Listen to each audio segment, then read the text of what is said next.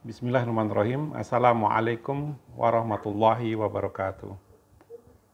Waalaikumsalam warahmatullahi wabarakatuh. Alhamdulillahillazi arsala rasulahu bil huda wa dinil haq liyusirahu ala dini kullih wa kafa billahi syahida. Asyhadu an la ilaha illallah dahu la syarikalah wa asyhadu anna Muhammadan abduhu wa rasuluh. Allahumma sholli ala Muhammad wa ala alihi wa sahbihi wa sallim ajma'in amma ba'd. Ya ayyuhallazina amanu taqullaha haqqa tuqatih wa la tamutunna illa wa antum muslimun. Qala Allah Ta'ala fil Qur'anil Karim, a'udzubillahi minasyaitonir rajim. Innal muttaqina fi jannati wa na'im, fakihina bima atahum rabbuhum wa waqahum rabbuhum azabal jahim. Kulu wasrobu hani'am bima kuntum ta'malun. Shadaqallahul azim.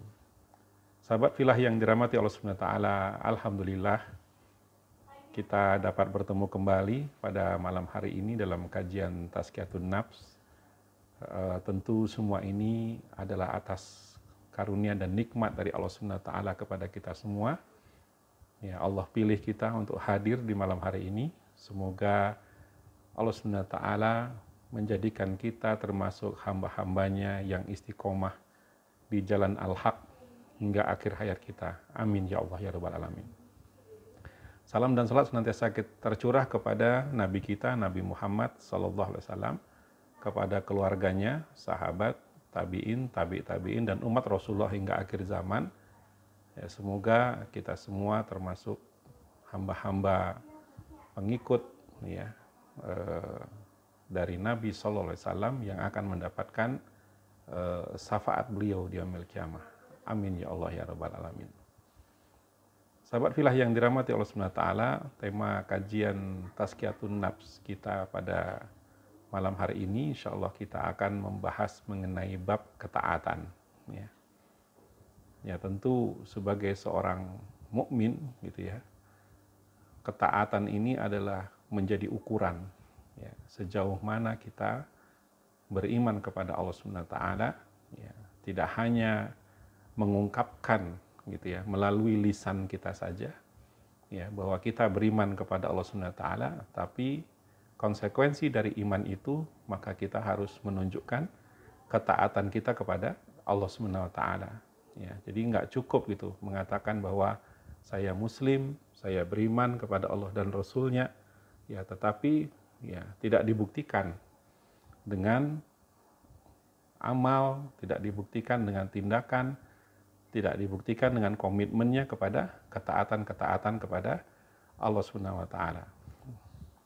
Kita lihat di sini ya berkaitan dengan ketaatan ya, Allah Subhanahu wa taala berfirman dalam Quran surah An-Nisa ya ayat 59, Ya ayyuhallazina amanu atiullaha wa atiur rasul wa ulil amri minkum fa in tanaza'tum fi shay'in faruddu ilallahi war rasul in kuntum tu'minuna billahi wal yaumil akhir zalika khairu wa ahsanu ta'wila.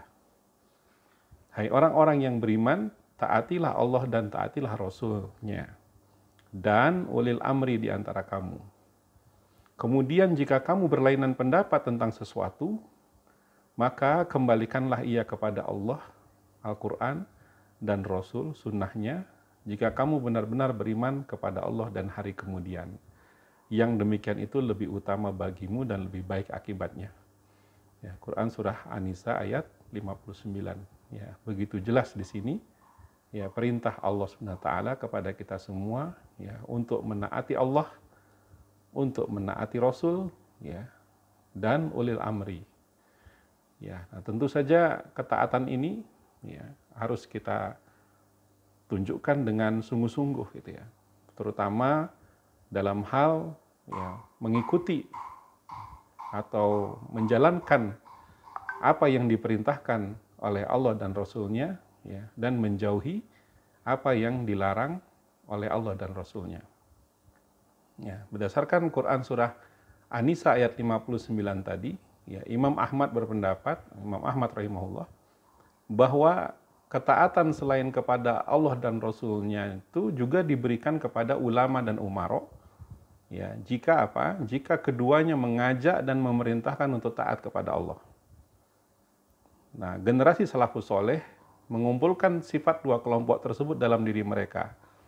Ya, karena itulah mereka ditaati ya oleh kaum muslimin pada generasinya dulu. Ya, contoh misalkan Abu Bakar As-Siddiq, ya, beliau ya berhimpun di dalam diri beliau ya ulama, ya umaro juga. Ya ulama juga, pemimpin juga, khalifah juga, amirul mukminin gitu ya. Maka ya ketika beliau melanjutkan tugas memimpin kaum muslimin setelah Rasulullah SAW wafat, maka pada generasi itu ya ketaatan kepada Khalifah Abu Bakar As-Siddiq radhiyallahu ya ini adalah menjadi suatu hal yang menjadi indikator keimanan, kesolehan para sahabat dan seluruh kaum muslimin pada masa itu, pada saat generasinya. Ya, maka di sini kita melihat bahwa kalau kita ingin gitu ya mencari seorang pemimpin, gitu ya, sebetulnya indikator yang harus kita dapatkan dari seorang pemimpin itu adalah mereka yang paling menguasai kitabullah atau Al-Quran. Gitu ya. Ya, karena apa? Karena ya pemimpin ini harus menjadi representasi dari yang menjalankan perintah Allah dan Rasulnya. Ya, maka ketika mereka berkuasa, seharusnya pemimpin ini berkuasa dengan menegakkan syariat-syariat Allah di dalam kekuasaannya, gitu ya. Bukan menegakkan hawa nafsunya di dalam berkuasa, gitu ya. Seperti itu. Nah, untuk pemimpin-pemimpin seperti ini, ya ulama juga, ya umaro juga, gitu ya. Maka ya kita harus memperlihatkan ketaatan kita, gitu ya. Seperti itu.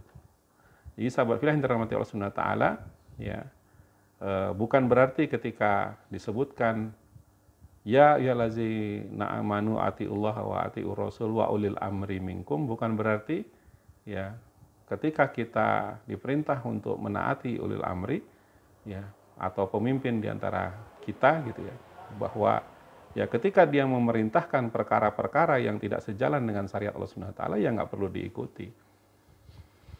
Ya, nanti hancur kita gitu ya.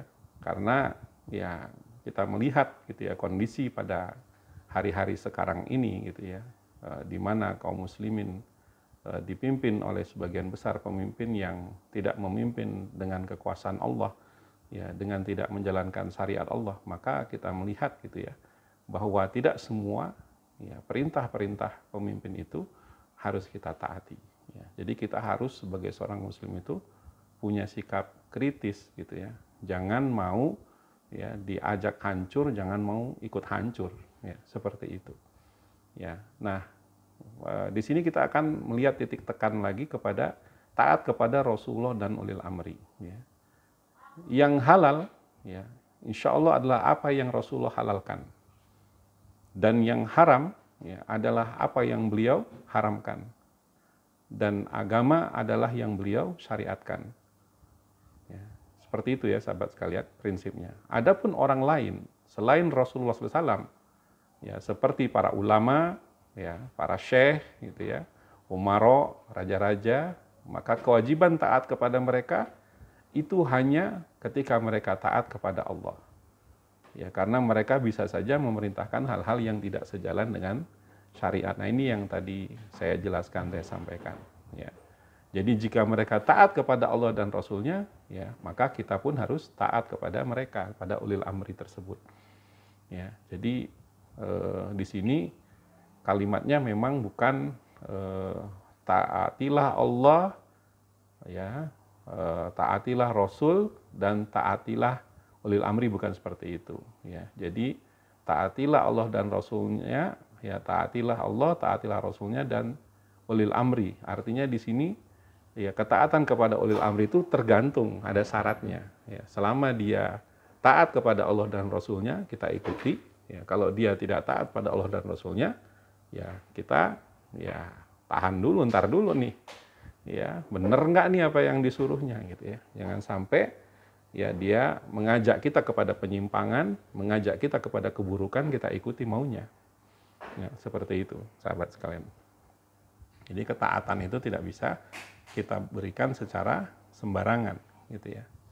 Baik, berikutnya dalam Quran surah An-Nisa ayat 80, ya, Allah SWT berfirman, "May yutiti'ir rasula faqad ata Allah, wa man tawalla fama arsalna ka'alaihim hafizo."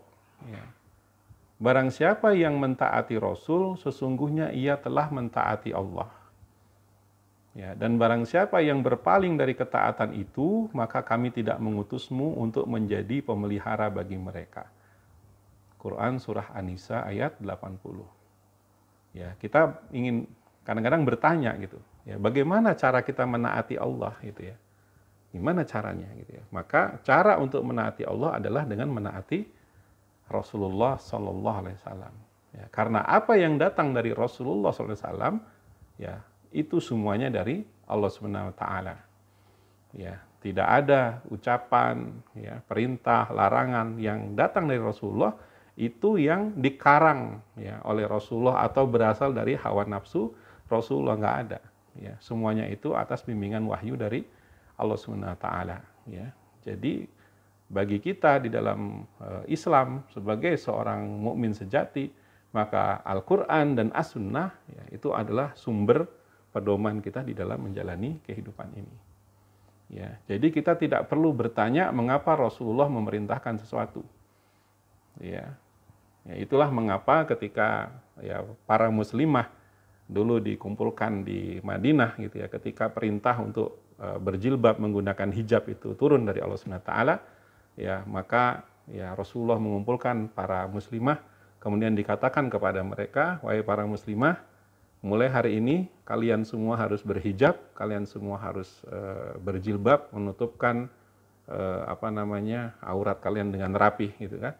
Maka mereka mengatakan, ya sami'na wa ata'na, kami dengar dan kami taat gitu. Mereka langsung pulang, menggunting kain-kain besar lebar yang mereka punya, lalu langsung membuat bentuk jilbab buat mereka gitu, seperti itu ya. Jadi tidak seperti muslimah hari ini yang ketika diperintah oleh Allah Subhanahu wa taala untuk menutup aurat mereka dengan baik gitu ya, ada aja alasannya, belum siap lah, hati belum mantep lah gitu ya, macam-macam alasannya gitu ya. Padahal ini adalah sebuah perintah yang mengharuskan mereka taat kepada Allah Subhanahu wa taala di dalam menjalankan perintah tersebut gitu ya.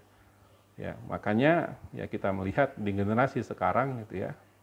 Ya, satu persatu gitu perintah dari Allah Subhanahu wa taala dan Rasulnya itu ya tidak ditaati, ya dilanggar gitu ya. Dan makin banyak pelanggaran yang dia lakukan, ya makin besar dosanya ya, dan makin jauhlah dia dari kebenaran Islam ya. Nah, ini adalah suatu perkara yang ya tidak boleh terjadi kepada kita semua. Jadi kalau Allah dan Rasulnya sudah memerintah, ya maka taati aja ya, demi kemaslahatan kita di dunia dan di akhirat.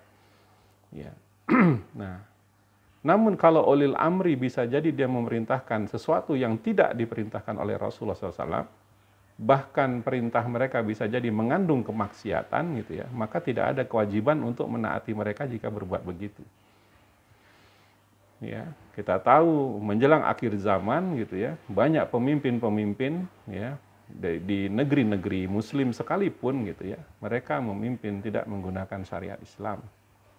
Ya, maka kita di dalam kondisi seperti ini harus siap untuk memegang teguh keimanan kita gitu ya, meskipun terasa berat ya, seperti memegang bara api yang sangat panas gitu ya. Inilah umat akhir zaman di mana kita harus betul-betul gitu ya menjaga ya keimanan kita dengan sebaik-baiknya ya. Karena ya kadang-kadang orang-orang yang menjadi pemimpin di tengah-tengah kita ya, mulai dari level mana gitu ya, mau RT, mau RW, lurah gitu ya, camat, wali kota gitu ya, bupati, ya gubernur gitu ya, menteri, presiden gitu ya, mereka ya tidak merepresentasikan bahwa dijamin gitu ya, bahwa mereka adalah orang yang betul-betul menjalankan syariat Allah di dalam kepemimpinannya. Ya tidak gitu, tergantung latar belakang mereka dari mana. Ya, kalau mereka nggak pernah belajar agama ya mereka langgar semua syariat Allah itu. Ya, kalau mereka terbentuk pemikirannya sekuler, ya sekuler aja. Gitu ya. Kalau mereka tidak komit dengan prinsip-prinsip Islam, ya sudah. Ya, mereka tidak menegakkan prinsip-prinsip Islam di dalam kepemimpinannya. Ya, bahkan ya mereka memfasilitasi gitu ya kemaksiatan, memfasilitasi keburukan-keburukan di tengah-tengah masyarakat gitu ya. Nggak peduli bagaimana dampaknya nanti terhadap akhlak masyarakat, terhadap kaum muslimin, nggak peduli gitu ya. Jadi apakah yang seperti ini harus kita taati juga? Tentu tidak gitu ya. Jadi sahabat fillah yang dirahmati Allah Subhanahu wa taala, nggak boleh kita kehilangan sifat kritis kita. Ya, jangan ngikutin aja gitu ya. Seandainya kita diperingatkan gitu ya, apakah jika pemimpin kamu mengajak kamu masuk neraka, kamu akan mengikuti mereka gitu kan? Ya enggak lah gitu ya. Ngapain gitu ya. Sedangkan nanti di yaumil akhir mereka akan mengatakan bahwa kenapa kalian meminta pertanggungjawaban saya gitu ya. Ya, barangkali kita nggak terima gitu kan. Saya dulu melakukan itu karena ngikutin pemimpin saya gitu ya. Dia pemimpin saya, dia ustadz saya, dia syekh saya gitu kan. Ya, saya ngikutin dia gara-gara dia saya ngikutin gitu kan. Ya. Ya, kata mereka apa? Mereka akan berlepas diri dari kita. Ya, saya nggak maksa kamu ikut gitu. Kamu aja yang mau ikut saya gitu. Ya, seperti itu. Ya, kayak saya nih setiap Selasa malam mengisi kajian gitu. Apakah saya memaksa ikhwan akhwat di sini untuk harus ikut saya? Enggak gitu. Itu semua pilihannya terserah kita sendiri. Mau ikut, mau enggak terserah gitu. Maka kalau kita kehilangan sikap kritis gitu ya terhadap pemimpin, terhadap guru, terhadap ustadz gitu ya, siapa tahu mereka bisa jadi salah gitu ya. Ya maka ya kita akan bisa mengalami kesalahan gitu ya. Tadinya niatnya mau menunjukkan ketaatan kepada Allah, ya tapi ternyata orang yang kita ikuti gitu ya, justru mengajak kita kepada keburukan gitu ya. Justru semakin jauh dari Allah Subhanahu wa taala. Begitu sahabat fillah yang dirahmati Allah Subhanahu wa taala. Nah, orang Yahudi dan Nasrani itu ya, sahabat sekalian, mereka itu bisa dikatakan statusnya itu menyembah rahib-rahib dan pendeta-pendeta mereka. Ya, nah ini bukan kata-kata saya gitu. Ini ada di dalam Quran surah At-Taubah ayat 31. Ya. Allah Subhanahu wa taala berfirman, "Ittahuzu ahbarahum wa ruhbanahum arbabam min dunillahi wal masih ibn Maryam wa ma umiru illa liya'budu ilahan wahida la ilaha illahu subhanahu amma yusrikun." Mereka menjadikan orang-orang alimnya ya, dan rahib-rahib mereka sebagai Tuhan selain Allah. Ya, dan juga mereka mempertuhankan Al-Masih putra Maryam. Padahal mereka hanya disuruh menyembah Tuhan yang Esa. Tidak ada Tuhan yang berhak disembah selain Dia. Maha suci Allah dari apa yang mereka persekutukan. Quran surah At-Taubah ayat 31. Ya. Nah, seorang sahabat bertanya, ya, apa buktinya bahwa rahib-rahib pendeta itu disembah gitu ya? Ya, gitu ya. Mana buktinya gitu ya disembah? Ya, seorang sahabat bernama Adi bin Hatim radhiyallahu anhu bertanya kepada Rasulullah sallallahu alaihi wasallam. Ya, mereka tidak menyembahnya gitu, ya. Beliau Rasulullah sallallahu alaihi wasallam bersabda, para pendeta itu menghalalkan yang haram, ya, menghalalkan yang haram. Ya, dan mereka menaatinya. Lalu para pendeta itu mengharamkan atas mereka yang halal dan mereka menaatinya juga. Maka ini sama saja dengan menyembah mereka. Hadis riwayat At-Tirmizi, At-Tabrani dan Al-Baihaqi. Ya, ketika orang-orang Yahudi dan Nasrani pendeta-pendetanya mengatakan bahwa sesuatu itu halal padahal itu haram gitu ya. Jadi mereka mengubah hukum Allah, mengubah syariat Allah dan mereka ikut aja. Ya, bahkan ketika mengharamkan yang jelas halal gitu ya. Ya, nikah itu boleh gitu ya. Halal gitu, tapi diharamkan. Sebaiknya kita tidak menikah gitu. Ya, kita harus fokus gitu ya, menjadi pendeta, harus menjadi misionaris atau apapun gitu ya. Karena ada di kalangan Nasrani itu yang tidak menikah gitu ya. Jadi mengharamkan yang yang halal gitu ya. Dan itu diikuti. Ya, maka ini sama saja dengan ya kata Rasulullah SAW, ini sama saja dengan menyembah mereka. Ya, jadi hati-hati kita dengan perkara halal haram ini. Ya, ketika kita mengatakan yang haram itu halal, yang halal itu haram, ya, maka kita sebagai orang awam, gitu ya, ketika katakanlah di tengah-tengah kita ada suatu polemik, ya, ada perdebatan soal halal haram, gitu ya, maka kita jangan buru-buru untuk bersikap, gitu. Apalagi kita orang awam, ya, tidak pernah mengambil kuliah jurusan agama, misalkan seperti itu. Ya, atau tidak pernah bermulazamah dengan ulama, tidak pernah punya guru di tempat kita bisa belajar dan bertanya dengan intens gitu ya. Ya, lalu kita dengan cepat menyimpulkan, dengan cepat mengikuti gitu ya kata guru kita atau kata ustadz kita, maka ini adalah suatu kecerobohan gitu ya. Seperti itu. Ya. Hati-hati kita dengan sikap-sikap seperti ini. Ya, karena kalau tidak hati-hati, kita membeo saja, mengikut saja. Itu namanya adalah taklid buta gitu ya. Ya, biarpun diajak ke tempat yang gelap gitu ya, disuruh masuk lubang yang penuh dengan keburukan pun mau aja gitu ya. Nah, seperti itu. Jadi jangan sampai kita memiliki sikap ceroboh begitu ya. Jadi harus hati-hati ya, mencari sumber-sumber yang bisa dipercaya untuk bertanya, tabayun, ya, cek dan cross check gitu ya, kemudian membuka kitab-kitab, konsultasi gitu ya, sebelum menunjukkan sikap gitu ya.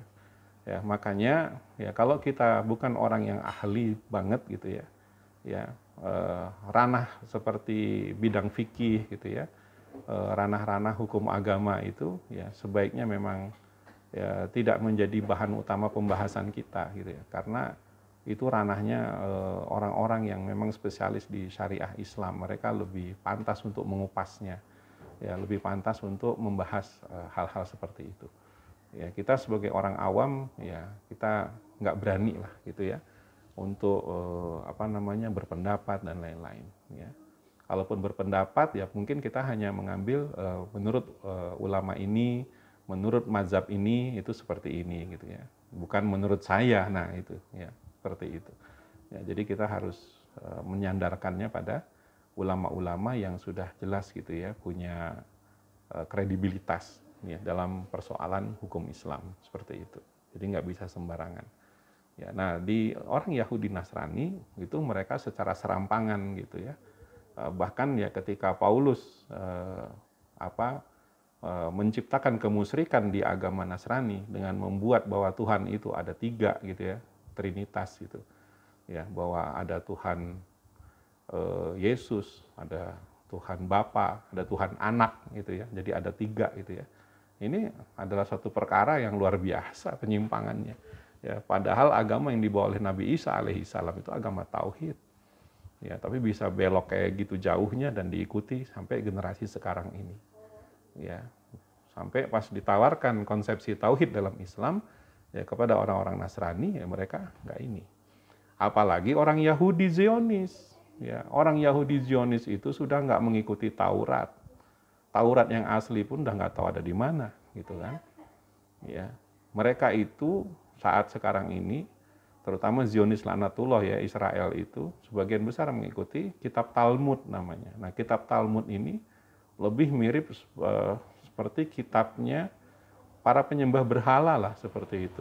Jadi Talmud ini agama yang bercampur dengan kemusyrikan, bercampur dengan penyembahan ini gitu ya. Ya bahkan kita sudah menyaksikan gitu kan di dalam beberapa video-video tayangan yang real, yang asli, original gitu ya. Ya bahwa pembantaian yang dilakukan oleh Israel kepada bangsa Palestina hari ini, bahkan mereka menyiapkan seluruh bangsa Arab gitu ya untuk menerima Israel ini gitu ya, agar diterima gitu ya. Maka ini sebetulnya adalah agenda mereka untuk menyambut kedatangan Dajjal gitu ya, yang mereka sebut ya sebagai penyelamat lah seperti itu ya. Jadi mereka bahkan meyakini istana untuk Dajjal yang mereka tunggu ini itu adalah di bawah Masjidil Aqsa Jadi mereka berencana untuk menghancurkan gitu Masjidil Aqsa. Jadi sebetulnya agenda utama Zionis Israel di bumi Palestina itu adalah menghancurkan Masjidil Aqsa, menggantinya dengan nanti kuil atau istana Solomon mereka nyebutnya. Ya nanti di sanalah gitu ya singgasana Dajjal gitu ya. Dan ketika Dajjal datang itu ya mereka tentu akan menyembahnya gitu ya dan akan menjadi pengikutnya. Seperti itu ya. Dan memang di dalam kajian-kajian hari akhir zaman gitu ya bahwa memang nanti Dajjal bersama pasukannya itu ya memang di sana diperangitnya gitu di bumi Syam ya di Palestina khususnya gitu seperti itu ya. Dan mereka melakukan pembantaian sampai hari ini sudah 49.000 orang yang meninggal dunia gitu ya karena kekejaman genosida yang dilakukan oleh Israel laknatullah itu ya Zionis laknatullah itu semuanya itu mereka yakini ya untuk mempercepat hadirnya Dajjal gitu ya. Jadi seolah-olah mereka sedang melakukan persembahan gitu ya bagi orang yang mereka tunggu-tunggu kehadirannya. Nauzubillah min dzalik kan ya. Jadi dahsyat sekali kesesatan mereka. Ya, kalau mereka betul-betul pengikut Nabi Musa alaihissalam nggak mungkin seperti itu. Ya, kalau mereka betul-betul gitu ya ingin mengikuti atau beriman kepada Allah Subhanahu wa taala, pasti mereka akan beriman kepada agama Islam gitu, ya. Akan mengikuti agama yang disempurnakan oleh Rasulullah Shallallahu alaihi wasallam. Mereka pasti akan memeluk Islam seperti masuk Islamnya banyak orang-orang Yahudi di zaman Nabi Shallallahu alaihi wasallam. Ya, banyak yang masuk Islam karena mereka melihat tanda-tanda kenabian Rasulullah SAW itu sangat jelas sekali gitu. Ya, jadi mereka dengan yakinnya langsung masuk Islam. Oh iya ini Nabi yang terakhir yang ditunggu yang dijanjikan di kitab Taurat yang ada di Injil gitu ya, yang disebut-sebut akan menjadi Nabi penutup, Nabi terakhir. Nah itu kalau mereka memang betul-betul mencari kebenaran Allah, yang mereka cari bukan itu. Ya, mereka memilih jalan iblis, mereka memilih jalan Dajjal gitu ya untuk menguasai dunia. Ya, dan mereka hidupkan simbol-simbol Dajjal itu di seluruh dunia, yang mata satu itu gitu ya. Seperti itu. Ya, itulah agama yang mereka anut gitu ya, seperti itu. Ya, bahkan gitu ya. Kalau misalkan sahabat sekalian menyukai gitu ya untuk membaca tentang Illuminati, tentang Freemasonry, itu aliran-aliran sesat yang dibuat oleh Yahudi di seluruh dunia gitu ya. Yang namanya penghancuran Menara Kembar WTC tanggal 11 September 2001 itu ya, yang kejadian pesawat nabrak gedung lalu hancur itu sebetulnya itu juga persembahan kepada setan gitu. Jadi dengan membunuh lebih kurang 10.000 orang di 2 menara kembar itu sebagai persembahan mereka untuk iblis, untuk Dajjal gitu. Sampai seperti itu gitu ya. Karena itu dua gedung seperti ini, mereka anggap tengahnya itu adalah gate ya, jembatan ya, di mana itu mereka yakini sebagai gerbang gitu ya, gerbang untuk masuknya ya semacam kekuatan supranatural dan lain-lain. Mereka meyakini hal-hal seperti itu. Nauzubillah min dzalik. Nyawa manusia itu dijadikan mainan oleh mereka. Ya, dan itu pengikutnya sangat banyak sekali. Ya, dan di Indonesia juga pengikut Illuminati, Freemasonry, Zionis gitu. Kita nyebutnya Zionis pesek gitu ya. Itu banyak juga di Indonesia ini. Ya, makanya ketika ada oknum yang kemarin ya main ke sana gitu, ya kita geleng-geleng kepala aja gitu ya. Ngapain gitu saudaranya sesama muslim dibantai di Indonesia, dia malah sowan gitu kan ke pembantainya gitu ya. Nauzubillah min dzalik. Ya. Begitu ikhwas sekalian. Ya. Nah, dalam Quran surat Asy-Syura ya, ayat 21 Allah Subhanahu wa taala berfirman, am lahum suraka'u sara'u lahum minad din ma lam ya'zam bihillah walaula kalimatul fasli laqudiya bainahum wa innaz zalimina lahum azabun alim. Apakah mereka mempunyai sembahan-sembahan selain Allah yang mensyariatkan untuk mereka agama yang tidak diizinkan Allah? Sekiranya tak ada ketetapan yang menentukan dari Allah, tentulah mereka telah dibinasakan. Ya, dan sesungguhnya orang-orang yang zalim itu akan memperoleh azab yang amat pedih. Ya, nah ini ya adalah suatu bentuk ancaman ya dari Allah Subhanahu wa taala ya kepada orang-orang yang melanggar aturan-aturan Allah Subhanahu wa taala di dalam kehidupan ini. Ya. Ya, baik. Kemudian yang berikutnya adalah ya, taat kepada Allah, ya, tapi tidak bertawakal kepadanya. Ini bagaimana ini? Ya, ada orang yang dia taat kepada Allah, gitu ya, tapi dia tidak bertawakal, ya, kepadanya, gitu ya. Gitu ya. Jadi ini adalah suatu bentuk ketidaksempurnaan dari ketaatan kita, gitu ya. Terkadang ada orang yang taat kepada Allah dan Rasul-Nya, ya, namun enggan bertawakal dan mengharapkan pertolongannya. Ya, mereka akan dapat pahala dari ketaatannya, namun mendapatkan kehinaan atas ketawakalannya sampai mereka bertaubat kepada Allah Ta'ala. Ya, jadi aneh gitu ya, ada orang yang mereka taat kepada Allah, ya, menjalankan perintah-perintah Allah, menjauhi larangan-larangannya, tetapi dalam bab tawakal mereka nggak mau. Ya, mereka merasa bahwa di dalam kehidupan ini, ya, mereka yang pegang kendali penuh. Mereka tidak pernah mau bergantung pada Allah. Mereka tidak pernah mau menyerahkan urusan-urusan itu hasil akhirnya kepada Allah Subhanahu wa taala. Ya, mereka nggak mau, gitu ya. Mereka tetap ya berusaha untuk mengandalkan diri mereka sendiri aja. Nah, ini ya harus bertobat gitu. Ya, karena tidak sempurna ketaatan kita kepada Allah Subhanahu wa taala kalau kita tidak bertawakal kepadanya. Ya. Jadi inilah bentuk penyesatan setan terhadap hamba-hambanya yang beriman. Ya, Allah Subhanahu wa taala berfirman dalam Quran surah Shad ayat 82, qala fa bi izzatika la ughwiyannahum ajma'in. Demi kekuasaan Engkau, aku akan menyesatkan mereka semuanya.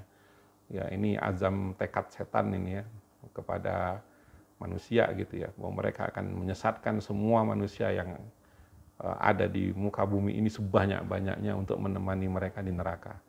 Ya, kemudian setan mengatakan illa ibadaka minhumul mukhlasin. Ya, kecuali hamba-hambamu yang mukhlis, yang ikhlas di antara mereka. Yang mereka itu adalah hamba-hamba Allah yang betul-betul di dalam kehidupan ini betul-betul menunjukkan ketaatan yang sempurna kepada Allah Subhanahu wa taala, ya, ketaatan yang dilakukan dengan ikhlas, ya, dan dilakukan dalam rangka mencari ridha Allah Subhanahu wa taala. Ini yang nggak bisa disesatkan oleh setan dan bala tentaranya. Ya, jadi memang ini adalah ketertipuannya orang-orang yang tidak mau bertawakal kepada Allah Subhanahu wa taala, hanya menunjukkan ketaatan tapi nggak mau bertawakal. Nah, berikutnya sahabat fillah yang dirahmati Allah Subhanahu wa taala, apa ganjaran bagi orang-orang yang taat kepada Allah? Nah, ini motivasi bagi kita semua. Apa ganjarannya? Ya, Rasulullah SAW berkata kepada Umar bin Khattab, ya, radhiyallahu anhu, ya, dan kamu ya Umar, jika engkau menaati Allah, ya, maka dia akan memenuhi permintaanmu. Ya, hadis riwayat Ahmad, Abu Ya'la, dan Abu Nu'aim. Ya, jadi sahabat fillah yang dirahmati Allah Subhanahu wa taala, ketika kita taat kepada Allah Subhanahu wa taala, mengikuti semua aturan-aturan Allah Subhanahu wa taala, maka Dia akan memenuhi permintaan-permintaan kita. Ya. Jadi kalau ada ungkapan seperti ini, ya. Kalau ingin ya kita keluar dari berbagai kesulitan, kalau ingin kita mendapatkan gitu ya, apa yang kita cita-citakan di dalam kehidupan ini gitu ya, maka ya bertobatlah kepada Allah Subhanahu wa taala. Ya, maka jalankan syariat Allah Subhanahu wa taala total 100%. Ya, jangan ada yang dilanggar, jangan ada yang udah tahu dilarang tetap nekat melakukan. Ya, maka kalau kita mau mendapatkan banyak pertolongan Allah Subhanahu wa taala dalam kehidupan ini, hentikan maksiat. Ya, ganti dengan ketaatan. Tobat kepada Allah Subhanahu wa taala. Ya, Allah Ta'ala menjanjikan siapa yang meninggalkan sesuatu karena ketaatan, maka akan diberikan kepadanya melebihi apa yang dia inginkan.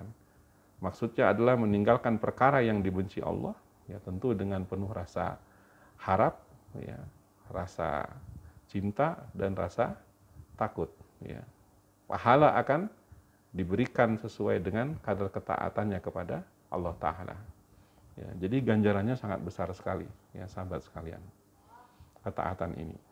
Ya, bahkan ya Allah Subhanahu wa taala akan memperkenankan doa-doa orang yang melakukan ketaatan-ketaatan kepada Allah Subhanahu wa taala. Allah Subhanahu wa taala berfirman dalam Quran surah Asy-Syura ayat 26, "Wa yastajibul ladzina amanu wa amilus solihati wa yaziduhum min fadlih wal kafiruna lahum azabun syadid."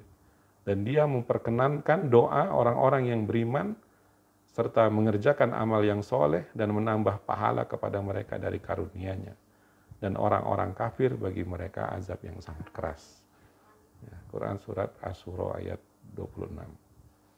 Ya, jadi Allah akan perkenankan doa-doanya. Jadi sahabat pilihan dirahmati Allah Subhanahu wa taala, kemaksiatan itu menjadi hijab ya atas doa-doa kita kepada Allah. Ya. Mungkin hidup kita dirundung kesulitan, ya. Ketika kita memohon pada Allah, ya Allah, gitu kan, turunkan pertolongan-Mu, biar kesulitan ini ya lebih ringan atau diangkat dariku, gitu kan. Tetapi pertolongan itu tak kunjung datang, ya, nggak bisa kita dapatkan. Gitu ya. Nah, barangkali ya pertolongan Allah itu terhalang oleh apa? Oleh kemaksiatan yang kita lakukan. Ya, itu harus evaluasi diri terus kita. Ya, ketika kita ya merencanakan sesuatu, mengikhtiarkan sesuatu, ya lalu mengalami kegagalan gitu ya, seolah-olah serba sulit lah gitu ya semuanya. Maka ya jangan menyalahkan gitu ya orang lain gitu. Ya langsung melihat kepada diri sendiri. Jangan-jangan ada kemaksiatan yang kita lakukan. Jangan-jangan ada penyimpangan ya dari hukum-hukum Allah yang kita lakukan. Ya, seperti itu. Ya, tentu kita semua di masa lalu pernah ya mengalami masa-masa suram seperti itu, di mana seolah-olah kehidupan kita itu ya dalam keadaan yang sangat sempit sekali. Ya, seolah-olah tidak ada cahaya terang yang membuat kehidupan kita itu bisa lebih baik gitu. Ya, seolah-olah tidak tertolong lah begitu ya. Ya, dan itu terjadi kenapa? Ya karena masih ada gitu ya. Baik dosa kecil maupun dosa besar yang kita lakukan gitu ya. Baik kepada manusia di sekeliling kita, bahkan kepada orang tua barangkali seperti itu, kepada saudara-saudara kita ya. Juga tentu juga ya kepada Allah Subhanahu wa taala gitu ya. Kita melanggar aturan-aturan Allah Subhanahu wa taala dengan sombongnya gitu ya. Ya. Nah, ketika kita sudah hijrah ya menjadi orang yang lebih baik gitu ya, maka ini semua adalah suatu anugerah yang harus kita jaga dengan sebaik-baiknya, gitu ya. Jangan sampai kita menyia-nyiakan ya nikmat hidayah, nikmat mendapat petunjuk dari Allah Subhanahu wa taala ini harus dijaga. Ya, ingat sahabat filah sekalian bahwa setan tidak akan pernah berhenti untuk berusaha merusak ketaatan kita semua. Ya, kalau bisa kita tuh tergelincir, bahkan setan akan dengan sangat senang sekali ketika di akhir hayat kita ya setan berhasil menggelincirkan keimanan kita, membelokkan ketaatan kita kepada Allah Subhanahu wa taala, melakukan kemungkaran di hari tua kita, ya. Justru kemungkaran yang dilakukan di usia 40 tahun ke atas itu adalah kemungkaran yang dosanya jauh lebih besar dibanding dilakukan sebelum kita berusia 40 tahun. Ya, karena orang yang sudah di atas 40 tahun itu adalah orang yang harusnya sudah takut untuk melakukan berbagai dosa dan kemaksiatan, tetapi masih bandel juga. Nah, itu berarti orang yang benar-benar nantangin Allah Subhanahu wa taala, ya. Sangat keterlaluan gitu ya, seperti itu. Baik, sahabat filah yang dirahmati Allah Subhanahu wa taala, ya. Kalau dilihat dari ketaatannya, pembagian manusia itu ada 4, ya.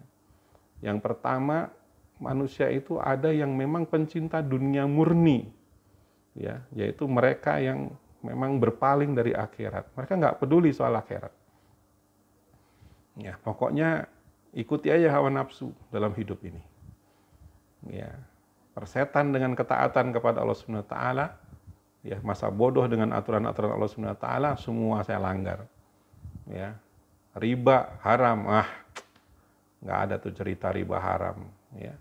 Saya beli rumah riba, saya beli mobil riba, semuanya pakai transaksi riba. Ya, bisnis saya macet gitu kan, pinjaman riba, terus ya tenggelam di dalam riba. Terus terlibat dengan lembaga-lembaga keuangan ribawi, terlibat dengan para rentenir, ya, orang-orang yang memberi pinjaman dengan memberikan bunga dan lain-lain. Ya, masa bodoh gitu kan. Karena yang penting gua hidup katanya gitu. Ya, nah ini adalah pencinta dunia murni. Ya, apapun larangan Allah dilanggar semua. Ya, nggak peduli gitu ya. Sudah nikah pun gitu ya, masih gitu. Ya, masih mengganggu wanita lain, masih menggoda wanita lain, ya, masih mendekati zina dan lain-lain. Lalu sudah menikah gitu. Ya, masih saja berbuat seperti itu. Ya, inilah orang-orang pencinta dunia murni. Ya, jadi nggak mau mengikuti aturan-aturan Allah Subhanahu wa taala karena mereka nggak peduli dengan akhiratnya. Semoga kita semua tidak termasuk golongan yang pertama ini. Kemudian yang kedua adalah orang-orang yang menjadi pencinta agama yang rusak. Ya, yaitu orang-orang kafir ya, yang sudah jelas ya kekafirannya karena dia agamanya rusak, akhirnya dia nggak benar beragamanya kan gitu ya. Ya, kemudian ada juga orang yang memang beragama gitu, tapi nggak mau menjalankan syariat Allah. Ya, dia pegang tuh, ya saya Islam kok gitu kan. Ya, tapi nggak mau jalan syariat Allah. Ya, sebetulnya mirip-mirip juga dengan yang nomor satu. Ya, jadi ya sama aja gitu. Dia menggenggam sesuatu yang rusak gitu ya, pemahaman yang rusak. Nah ini hanya bisa diobati dengan ilmu. Ya, dia harus belajar. Ya, dia harus berguru, dia harus ikut kajian, dia harus punya semangat untuk hijrah. Ya, dia harus ya punya motivasi besar gitu untuk memahami Islam lebih dalam lagi. Karena tidak lain dia melakukan ini karena kebodohannya sendiri, gitu ya. Kemudian yang ketiga, pemeluk agama yang sahih. Ya, yaitu muslim yang berpegang teguh pada Al-Quran dan Sunnah. Nah ini sangat baik sekali. Ya, dan juga yang keempat, orang yang diberikan Allah harta dan ilmu, ya kemudian dia gunakan itu dalam ketaatan kepada Allah Subhanahu wa taala. Karena ada orang yang punya harta, ya malah merusak dirinya, ya punya ilmu, ya juga merusak dirinya. Ya, ilmu itu dia ajarkan pada orang lain, ya, tapi dia sendiri tidak melakukan apa yang dia ketahui itu. Gitu ya. Jadi hanya di lisan saja, hanya di mulut saja, tidak menjadi orang yang menjalankan apa yang dia ajarkan. Ya. Dan ketika dia punya harta, ya, harta itu justru melenakannya, ya, harta itu justru menghancurkannya. Ya. Nah ini orang yang merugi. Orang yang beruntung adalah justru menggunakan itu semua di jalan ketaatan kepada Allah Subhanahu wa taala. Kalaulah kita diberikan harta yang banyak oleh Allah Subhanahu wa taala tapi digunakan untuk kebaikan, ya maka insya Allah ya Allah akan alirkan terus ya harta itu kepada kita, ya karena melalui tangan kita banyak orang yang mendapatkan bantuan-bantuan, kemudian mendapatkan kebaikan-kebaikan dari harta yang kita salurkan dari tangan kita. Ya, Masya Allah. Ya, nah inilah hamba-hamba Allah yang menunjukkan ketaatan kepada Allah Subhanahu wa taala. Dia yakin bahwa semua itu hanyalah titipan dari Allah Subhanahu wa taala, bukan miliknya. Ya. Ya, dan terakhir yang akan kita bahas, ya, ini semua agar menguatkan ketaatan kita semua. Ya, ancaman bagi orang-orang yang bermaksiat itu seperti apa? Abu Utsman An-Nisaburi ya, berkata, barang siapa yang menghidupkan sunnah dalam dirinya, yakni dalam ucapan dan perbuatannya, maka ia akan mengeluarkan kata-kata yang penuh hikmah. Ya, dan barang siapa yang mengikuti hawa nafsunya, baik pada ucapan dan perbuatannya, maka ia akan mengeluarkan kata-kata yang sesat dan menyimpang. Ya, jadi sebetulnya ketika kita melihat seseorang berkata-kata itu tergantung dengan apa yang menjadi perilaku dia sehari-hari. Gitu. Ya, kalau ucapan dan perbuatannya itu sesuai dengan sunnah Rasulullah SAW, maka insya Allah dia akan mengeluarkan kata-kata yang baik. Tetapi kalau dia ya tidak menjalankan kehidupan ini sesuai dengan sunnah, hanya mengikuti hawa nafsunya, ya maka kata-kata yang keluar darinya adalah kata-kata yang sesat dan menyimpang. Jadi kita harus bisa mengamati ini dengan sebaik-baiknya. Ya. Ya, jadi kalau kita melihat ada orang, kata-katanya kok seperti itu ya, gitu ya, itu sangat buruk, gitu ya, mencaci maki, katakanlah seperti itu. Ya. ya ini adalah keluar dari kebiasaan sehari-harinya, ya. Karena kalau dia senantiasa mengikuti ucapan dan perbuatan yang sesuai dengan sunnah Rasulullah SAW, pasti nggak akan begitu. Ya. Allah SWT berfirman, wa in tuti'u hutahtadu. Jika kamu taat kepadanya, niscaya kamu mendapat petunjuk. Jadi kalau kita nggak taat kepada Allah SWT, jangan harap mendapatkan taufik, hidayah, petunjuk dalam kehidupan ini. Ya. Dan kalau orang sudah tidak mendapatkan petunjuk dari Allah SWT, maka dia akan hidup di dalam kegelapan. Ya. Allah SWT berfirman dalam Quran surat An-Nur ayat 63, la taj'alu du'a ar-rasuli bainakum kadu'ai ba'dikum ba'do. Qad ya'lamullahu allazina yatasallaluna minkum liwaza falyahzanil lazina yukhalifuna an amrih an tusibahum fitnatun au yusibahum azabun alim. Janganlah kamu jadikan panggilan Rasul di antara kamu seperti panggilan sebahagian kamu kepada sebahagian yang lain. Sesungguhnya Allah telah mengetahui orang-orang yang berangsur-angsur pergi di antara kamu dengan berlindung kepada kawannya, maka hendaklah orang-orang yang menyalahi perintah Rasul takut akan ditimpa cobaan atau ditimpa azab yang pedih. Ya, jadi generasi dulu itu orang-orang yang nggak berani gitu. Ya, membantah Rasul, menyalahi perintah Rasul, nggak berani. Ya, beda dengan generasi sekarang gitu ya. Ya, kelebihan generasi dulu apa? Ya, mereka langsung ya bertemu, ya langsung berinteraksi dengan Nabi SAW. Nah, generasi kita ini kan terpisah 1.500 tahun dari Rasulullah SAW. Nah, yang luar biasa itu, ada orang yang hidup di zaman ini terpisah 1.500 tahun dari Rasulullah, tidak pernah bertemu dengan Nabi, tetapi mengikuti secara totalitas ya perintah-perintah dari Nabi SAW. Diikuti semua, ya, tanpa alasan, tanpa berkelit dan lain-lain. Ya. Sami'na wa ta'na, kami dengar dan kami taat. Ya. Apapun yang diperintahkan Nabi akan dilakukan, apapun yang dilarang Nabi akan dijauhi. Ya. Karena khawatir akan mendapatkan azab yang pedih dari Allah SWT. Ya. Kemudian yang berikutnya lagi, ya, ini yang kita takuti, ya, ketika kita terus menunjukkan kemaksiatan di hadapan Allah SWT. Wa qalu qulubuna gulf bal la'anahumullahu bikufrihim faqalilam ma yu'minun. Dan mereka berkata, hati kami tertutup.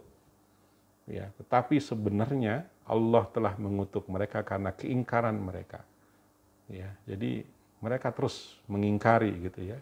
Al-haq, mengingkari kebenaran. Maka sedikit sekali mereka yang beriman. Ya, jadi ya kalau Allah sudah mengutuk seseorang gitu ya. Ya, karena kemungkaran, kemaksiatan yang dilakukan, jangan harap dia akan mendapatkan hidayah dari Allah SWT. Ya, saking banyaknya kemaksiatan yang dilakukan oleh manusia itu, ya bisa membuat Allah melaknat mereka. Ya, dan kalau sudah seperti ini, ya berat rasanya untuk bisa mendapatkan taufik dan hidayah dari Allah SWT. Ya, kemudian yang terakhir Quran surah Al-Baqarah ayat 258, alam taro ilal lazi haja Ibrahim fi rabbih an atahullahul mulka iz qala Ibrahim murabbiyal lazi yuhyi wa yumitu qala ana uhyi wa umit qala Ibrahim fa innallaha ya'ti bisyamsi minal masyriqi fa'ti biha minal maghrib fabu hitallazi kafaro wallahu la yahdil qaumaz zalimin. Apakah kamu tidak memperhatikan orang yang mendebat Ibrahim tentang Tuhannya Allah, karena Allah telah memberikan kepada orang itu pemerintahan atau kekuasaan? Ya, ketika Ibrahim mengatakan Tuhanku ialah yang menghidupkan dan mematikan, dan orang itu berkata saya dapat menghidupkan dan mematikan, ya, jadi menyamakan dirinya dengan Allah, Tuhannya Ibrahim alaihissalam. Kemudian Ibrahim berkata, sesungguhnya Allah menerbitkan matahari dari timur, maka terbitkanlah dia dari barat, lalu terdiamlah orang kafir itu, dan Allah tidak memberi petunjuk kepada orang-orang yang zalim. Ya. Jadi para pelaku maksiat adalah orang-orang yang senantiasa selalu mendebat, ya, selalu menolak kebenaran. Ya, meskipun mereka sudah mati langkah gitu ya, kata-kata mereka kalah oleh para dai, para pendakwah, ya, mereka tetap gitu ya memilih di jalan kekufuran itu gitu ya. Ya, nah ini mungkin karena mereka sudah keterlaluan gitu ya di dalam melawan kebenaran dari Allah Subhanahu wa taala. Ya, bahkan ya pernah ada yang ya meledek Nabi SAW. Ya, kalau memang kami nanti akan dibangkitkan di akhirat gitu ya, silakan kamu Muhammad, ya ini ada tulang-tulang dari orang yang sudah mati. Ya, tolong kamu sambungkan lagi tulang-tulang ini, hidupkan kembali mereka agar kami beriman. Ya, sampai seperti itu. Ya, bagi mereka apa? Mustahil, nggak mungkin gitu orang yang udah mati itu akan dibangkitkan kembali. Ya, mereka nggak percaya sama itu. Ya, bagi mereka mustahil. Ya. Padahal apa yang tidak mungkin bagi Allah Subhanahu wa taala? Sedangkan kita ini diciptakan hanya dari mana? Ya, dari sperma ayah bertemu dengan sel telur ibu. Ya. Belum tulang, belum daging, belum jantung, hanya dari cairan saja bisa jadi manusia. Ya, sekarang apalagi sudah ada tulangnya, sudah ada rangkanya. Dengan izin Allah semua yang mati itu akan dibangkitkan, dikumpulkan di padang mahsyar. Ya, betapa bodohnya orang-orang kafir itu, mereka merendahkan kekuasaan Allah Subhanahu wa taala gitu. Ya, nantangin gitu ya, seperti itu. Begitulah gitu ya. Mereka telah tertutup hatinya. Ya, kalau sudah seperti ini repot. Ya. Dan di dunia itu orang-orang yang berbuat maksiat itu seringkali merasa lebih kuat, seringkali merasa sombong, seringkali merasa bisa menyakiti orang-orang beriman seperti yang dilakukan oleh orang-orang Zionis Lanatullah hari ini, ya, di tengah-tengah bangsa Palestina, di tengah-tengah masyarakat dunia gitu ya, mereka pamerkan kekuatan mereka. Ya, mereka tunjukkan kepongahan mereka. Lihat nih, kami bisa matiin kalian semua kaum muslimin. Ya, lihat nih kekuatan bom-bom kami gitu kan. Ya, kemarin ya saudara kita gitu ya, pemimpin Hamas ya telah menjadi syahid ya dengan bom yang dikendalikan dari jarak jauh. Ya, lihat kami bisa membunuh seseorang dimanapun mereka berada. Ya, ini adalah suatu bentuk ancaman kepada seluruh dunia Islam. Ya. Ya, seorang ulama mengatakan bahwa ketika seorang muslim dibunuh gitu ya, berarti dia telah membunuh semua manusia. Ya, dan kita tidak menerima gitu ketika ada seorang muslim dibunuh gitu ya dengan cara-cara yang zolim seperti itu gitu ya. Ya, meskipun gitu ya bagi Asyahid Ismail Haniya itulah yang sangat dia harapkan dalam hidup ini. Ya, beliau selalu mengulang kata-kata itu. Kami berjuang di Palestina memang untuk mencari kematian, sedangkan orang-orang Zionis Lanatullah itu berjuang untuk mencari kehidupan. Ya, berbeda orientasi kami adalah akhirat, orientasi mereka adalah dunia. Seperti itu. Memang kematian itulah yang memang dicari sama Asyahid Ismail Haniya dan juga seluruh pejuang yang ada di Palestina sana. Ya. Nah, ketika mereka dengan pongahnya melakukan itu, insya Allah gitu ya, Allah akan hancurkan mereka. Ini janji Allah dalam Quran surah Al-Fat ayat 22. Walau qatalakumul ladzina kafaru lawal adbaro summa la yajiduna waliya wala nasira. Dan sekiranya orang-orang kafir itu memerangi kamu, ya pastilah mereka akan berbalik melarikan diri ke belakang atau kalah, kemudian mereka tiada memperoleh pelindung dan tidak akan ada pula penolong bagi mereka. Kocar kacir suatu hari nanti hancur mereka. Ya, bahkan mereka mengimani itu hadis Rasulullah bahwa pohon gorkot itu ya satu-satunya tempat mereka bisa berlindung nanti dari kejaran kaum muslimin.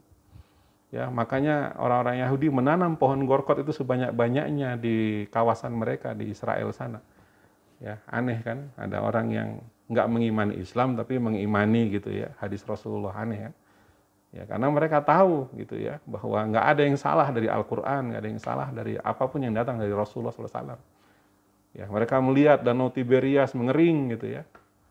Ya, mereka melihat gitu pada hari ini gitu ya bahwa semua bisaroh pandangan Rasulullah mengenai hari akhirat hari akhir zaman itu semuanya sudah mulai ya bermunculan tanda-tandanya yang semakin menunjukkan semakin dekatnya ya hari akhir itu gitu ya. Seperti itu. Jadi sahabat filah yang dirahmati Allah Subhanahu wa taala, ya, marilah kita tingkatkan ketaatan kita kepada Allah Subhanahu wa taala, ya. Jangan sampai kita menjadi orang-orang yang senantiasa meragukan syariat Allah dalam hidup ini, ya. Marilah kita secara totalitas di sisa usia yang kita punya ini, apapun yang datang dari Islam, dari Allah dan Rasulnya, ambil, laksanakan dengan sebaik-baiknya gitu ya. Apapun yang dilarang, jauhi ya, karena Allah melarang itu tidak lain adalah demi kemaslahatan dan kebaikan kita di dunia dan di akhirat, nggak ada lain. Dan kita harus meyakini bahwa bagi seorang mukmin sejati, dunia ini adalah penjara bagi kita. Mau ini nggak boleh, mau ini nggak boleh, ini maksiat, ini maksiat. Ya, ini penjara bagi kita. Tapi kita yakin bahwa nanti di akhirat, di surga, di jannah gitu ya, kita bisa melakukan apapun sebebas-bebasnya. Karena kita tahu bahwa kehidupan kita yang hakiki itu di jannah, bukan di dunia ini. Biarlah dunia ini menjadi penjara bagi kita. Ya, dunia ini memang bukan tempat yang nyaman untuk kita tinggali gitu ya. Karena orang-orang beriman semuanya insya Allah mereka akan dikumpulkan di jannah Allah Subhanahu wa taala. Semoga sahabat filah semua yang hadir di Selasa malam ini termasuk orang-orang yang diberikan kekuatan oleh Allah Subhanahu wa taala untuk taat kepada Allah Subhanahu wa taala ya, sehingga kelak mendapatkan kematian yang husnul khotimah. Amin ya Allah ya rabbal alamin. Barakallahu fikum. Wabillahi taufiq wal hidayah. Wassalamualaikum warahmatullahi wabarakatuh. Waalaikumsalam warahmatullahi wabarakatuh. Alhamdulillah. Berapa orang yang hadir? Malam ini alhamdulillah